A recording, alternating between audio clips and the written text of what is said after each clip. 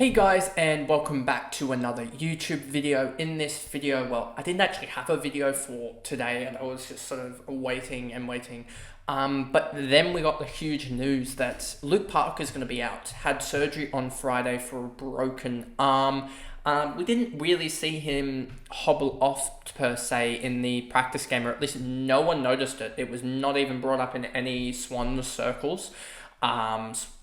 In any sort of AFL circle. So to come out with the news that he'd broken it, it probably means that it's one of the lesser breaks, but that is just my intuition and I am no medical expert. So we are probably, I would say, looking at somewhere six to 8 weeks, I would expect. But so you may actually see Mills and Parker come back around about the same time, which would be a huge boost to the Swans, and we're just going to go through the sort of ramifications of it and how that's going to impact AFL fantasy, but also the Swans best 22-23, which I'll have a video out on that on probably Thursday or Friday, maybe after their practice game against, I believe it's Brisbane. That whole week will be Swans best 23, round 0 predictions, my ladder predictions, I'm doing a different type of ladder predictions with video, etc. to some others, so that'll be a big video, and then you'll have some other stuff in there, as well as the big week after round 0 where you have Supercoach team reveal for the last time, AFL Fantasy team reveal, and then you've also got my round 1 predictions in there as well, so that'll be a big week as well. But yeah, this is just a massive ramification for, I guess, everything in general. And there is sort of 2 paths that I see this going down. And I guess right now in the Swans chat, we're seeing a lot of people disappointed with Parker, because he was at 283 games. He was on track to play his 300th at home against North, I believe, in like round 16 or 17. Whereas now that may get pushed back, and he may play his 300th either next year, or if he may have to play it in a final, which could be interesting if the Swans are. He may play an away final in his 300th, which could be interesting. But before we get into this video, remember to like and subscribe, turn the notification bell on so you know when I upload, and let's, I guess, get into this video. So as you can see here, we sort of see my team at the moment. And the one thing, if we go over to Stats Center and we make this a little bit bigger for you guys, and then we go to the Swans, you'll see here, if we go to the, I guess the best way to do this is actual midfield. You'll see the midfield pack of Jordon, Parker was the second midfielder, Chad Warner, Rowbottom, Adams, they're all there, so that's 4 spots. Then you got Mills who's out, Campbell's best 22, and then you sort of go down to this next pack here, Mcinerney, Jordon, Sheldrick, Roberts. Roberts can actually get unstarred there. Well, here's a rookie price actually. So what are my thoughts here? Mcinerney, Jordon, Sheldrick, Roberts. Well, I can tell you right now, I think two out of the 4 there will play. I don't think they'll play 3, as if you look at the midfield rotation, the Swans usually go, there's usually 5 midfielders, smaller midfielders on there, and then there's usually 2 on the bench, because there's usually 3 wingers and 4 on ballers. So there's that. And I think if you count this out, you'll go Gordon, 1 winger, Warner, 1 on baller, 2 on ballers in Rowbottom. Adams will be the 3rd on baller, and then you have 1 more on baller here. And that could be, and this is where it becomes a sort of, which path are they going to go? Is it going to be Gordon as a permanent on baller, which he would be top scorer in the comp, I would expect, with if he went 100% on ball. I think he would be a sort of 120, 121 type of guy. So there's massive upside if he's the one that goes on ball. But if he isn't the one that goes on ball, is it going to be a Sheldrick? Because I know people have said James Jordon. I think he's best in a like 30% midfield sort of on ball. And this is what could happen if Sheldrick goes on ball. Does he only get like 50% or whatever?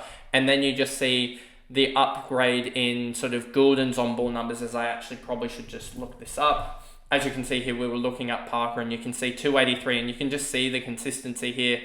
He's only missed realistically, other than his rookie season, about, I think it's something like 15, 20 games across, what is that now? Like 12, 13 years? It's something crazy like that. As he's played 283, 22 games a year on track, which if you count that out, and he's played a couple finals obviously in there. But yeah, he hasn't missed many games, I would think, across the many years. I would think it's, especially with this 17-game season that he played every game, I'm pretty sure in that year, that would have knocked his numbers down. But yeah, he's pretty much only missed 20 or so games. So if we look here at, I don't actually want the players analysis, I want the CBAs from DFS. What a great site. And this is where you should be doing your preseason analysis from. You look at 2023, you go, Parker 75%. So we were expecting Parker to have a slightly more forward role, potentially knocked down to 60%, 65%. Well, where is his numbers going to be made up? Adams won't be there. He won't be there. Rowbottom 55%. If we look at Rowbottom 2022, you'll see Rowbottom was actually around that 50% again. So I sort of expect Rowbottom around that 60%. I also expect Taylor Adams to go in there and get 60-odd%. Maybe we see Tom Papley pick up some slack, Isaac Heaney pick up some slack. But I do expect Sheldrick's 30%, maybe. Well, you can actually see when he actually played in that big patch, he was getting 40%. I could see him come in and get 40, 50% across this first sort of 5-6 weeks, and then you trade him out at the bye. I do think it also helps potentially solidify Adams as a number one midfielder at the Swans, or basically full-time mid at the Swans. I think that is all but solidified now. But yes, I think that there is a great chance that Sheldrick is the guy that comes into the 22, as I don't think it would be realistically that good to have 4 type of wingers, and also in the Swans makeup to have Jordon, Warner, Rowbottom and Adams. I think you've got too many outside guys there. If you add Braden Campbell, James Jordon, Mcinerney into the side, I think you start to get way too many outside guys and not many grunt guys in the middle, which is, I think, exactly what Sheldrick can do. If we look at Wheeler ratings as well, and then we just go here, go stat, not stat filter, then we filter this for the Swans. This is another site that I use quite a lot, and we look at center clearances per CBA or whatever, or CBAs per center clearance. You'll see that if you actually look at it, he's got one of the, I believe it's best numbers per se for it. If you look at stoppage clearances as well for Sheldrick in his limited numbers, he's got really good numbers there. If we look at his, where is it here? It's somewhere here. Not defense. Where is it? Not that. Just trying to find what I'm necessarily looking for. Marked, no, not there. Where's his possessions? Contested possessions here. You look at his, he's actually down here at only 40% contested possessions. Sheldrick, that's sort of surprising a little bit, to be honest with you, that he's only at 40%, but that is obviously because he is only having 40% on ball comparative to the other guys, whereas I think if he gets 60% on ball, that will flick up towards this high number where you get like the Heaney, Rowbottom around that number as well. So that is an interesting stat to look at, but for Sheldrick. And then if we look at the numbers for the likes of like Errol Gordon, if we actually look at his contested numbers, it's actually not his contested possessions comparative to his overall possessions at 37%. We looked at his clearances, center clearances, he's down at 1.3. His this stat here, he's at 12 per CBA. CBA is per center clearance. So that isn't necessarily the greatest, I would think. So yeah, there's that, I believe. And then you've got stoppage clearances as well. He's up there because he generally starts to go into the contest when it's outside of the center clearance. So there's that as well. And then you got total clearances, and you see Sheldrick here at 2.7. So I think he can actually, if Sheldrick is involved, I think he can actually really provide a center clearance sort of jump. Whereas I don't think, I think that if you include Mcinerney, I think you're getting too much run and not enough grunt. So that's why I would include Sheldrick over Mcinerney. If you actually look at the, is it this way? No, it's, if we go here, 1 second, let me find the Excel doc that I got. If you actually look at, yeah, I got it now. If you look at the Swans' best 20, sort of their players, you'll see here that you got a lot of green here for fitness, and then you got the two guys here. So you sort of have this midfield group here where you got Warner, Rowbottom. I'm probably missing someone. Yes, Taylor Adams is there. Cleary is not. So missing a couple guys in here, but they don't really. Cleary. There we go. Doesn't really matter too much. He is fit as well, but he doesn't matter too much in this conversation. Is that you got 1, 2, 3. I think Mitchell is still considered a midfielder, but you still basically got 1, 2, 3, and 4 midfielders here, and then you have this array of Matty Roberts can actually go down here now. There we go. You got this array of 4 wingers, and I think they'll go with 3 wingers here as well as 4 on-ballers, and that is what they'll do. I don't think they'll mess up Gordon's role to sort of get another winger involved. I think it will be Sheldrick.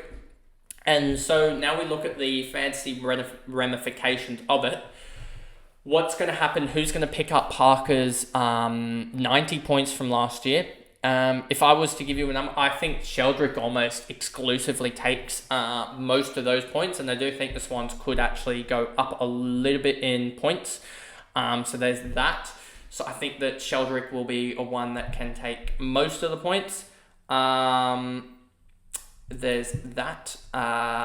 And if Mcinerney was to come into the best 22, because I've pretty much exclusively talked about Angus Sheldrick coming into the best 22, I think that pretty much only exclusively helps James Jordon and Gordon out, as I think they get slightly more CBA numbers. And I think it will solidify Taylor Adams in the best 6 forwards for the Swans, at least before pre-bye, which should help him average 95, I would expect, which would be a massive plus for his output, which could mean that you do actually start him at that sort of F1 or F2 spot rather than a Fife or something like that, who has had a sort of weird, I guess he is going to probably play huge CBAs, but he's got red flags all over him as well as James Jordon is now solidified, I can tell you that. And also you got like Cam McKenzie, you got a lot of guys in that forward spots that are sort of iffy with regards to sort of job security and actual play scoring ability. So this may just help a little bit out in terms of Adams becoming solidified, James Jordon getting a slightly better role, and but it may actually impact this sort of M6 position, because you're going to go Sanders and McKercher, but that M6, you could go a 700k guy in Wines, a rookie in Jeremy Sharp, or you could go a Sheldrick expecting him to play, and he could go 95 across the first 5 weeks, just because his points per minute are crazy. He's going to have a better time on ground than he did last year. If we look at Sheldrick here, I think his time on ground wasn't necessarily the greatest. 53% time on ground. Obviously had those sub games where he had basically no time on ground, but when he does get time on ground, even in the 50s and 70s, you see that he goes large. He's huge, always above his basic time on ground, other than this Richmond game, which I think he tried to almost play through an injury from memory. But yeah, you can see 82.2 in those 5 games. And he also had a shocker in that 46, which can happen because it's Sheldrick. But could he go 82, 83? And what's he actually priced at? He is currently priced at 57, so that would be plus 25. He could potentially go 90, 95 across those first 5 weeks with such a big role change. Now the conversation with that Wardlaw Sheldrick, I think, sort of player comparison that I did is now coming back into fruition. And I think he could legitimately be a guy that has potential to, with the early buy round and playing in round 0, that you play him up until that early buy round and then you trade him out with also maybe a Sharp or something like that. By then will be like 450k, and you get another premium because he will be potentially 700k. Sharp is potentially 400k by then. You get a 900k premium or something like that, and then you move on. So I think he is an option to get up towards a premium, but it's just whether he gets the role or not. But we'll wait and see on that one. But anyway, that pretty much is the video there of the Parker ramifications on the Swans best 23 in general. And also quickly, just before this video ends, it pretty much confirms, or to me at least, that Roberts is going to be green vest. It's down to a 50-50 between him and I think Mcinerney / whichever one doesn't get in out of Mcinerney or Sheldrick will be the green vest. So I think it will be Roberts, to be honest with you, because I think that Sheldrick will get in, and I don't think they'll want another winger as the green vest, and they'll want a guy that potentially can work off halfback because they are using Braden Campbell as that fourth halfback. Whereas if you get Roberts as that halfback, then you can have the 3 wingers in Campbell, James Jordon, and Gordon. You have better coverage in the actual centre, in the actual on-ballers crew. But I guess you sort of get the same with Mcinerney. But I think that Roberts is slightly more useful because it gives better coverage to the half-back line rather than a Mcinerney, who doesn't really give that coverage as much. But anyway, that's just my opinion. But I don't see Roberts being best 22 now with that injury. But that is the video, and I'll see you guys in the next one. Bye, guys.